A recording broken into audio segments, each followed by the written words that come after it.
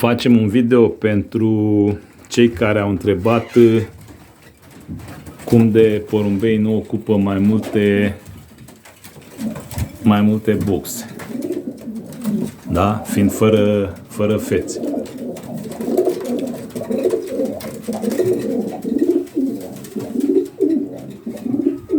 Da? Mai sunt câțiva pe jos. Deci am aici masculul de acolo, e tânăr. A fost în compartimentul de pui, l-am băgat aici. Aici avem masculul este de 2 ani, a fost aici. Mascul de 3 ani care a fost aici, ce are o singură boxă. Acesta este un tardiv. Acesta iarăși un tardiv. Aici avem tânăr, dai pe jos. Femela este de 2 ani. Alt tânăr.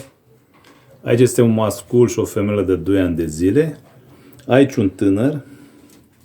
Aici este un matur, dar maturul a fost în compartimentul de sus, care acum am numai porumbei de matcă și l-am transferat aici. Aici un mascul de 2 ani. Acolo este tot un tânăr de sus jos. Acolo un tânăr. Aici un tânăr. Aici un tânăr. Asta este o femelă tânără care e aici, pentru că am mai puțin mascul decât boxe. Deci, cam așa stă treaba. Și în fiecare an am avut probleme de genul acesta. Cred că și tu transmiți foarte mult la porumbei. Depinde ceea ce vrei, iar telepatic cred că le transmiți și lor acest lucru. Dacă ești cu trahea largă, îi se mărește și lor trahea. Dacă tu ești calm și știi ce vrei de la ei, pur și simplu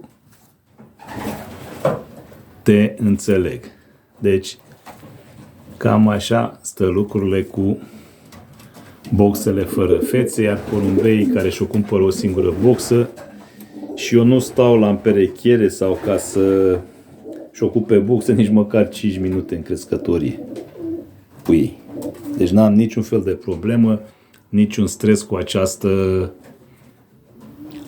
împerechiere, care toată lumea spune că, domnule, e cea mai mare bătaie de cap. Aici eu n-am nicio bătaie de cap. Totul vine de la sine. V-am salutat.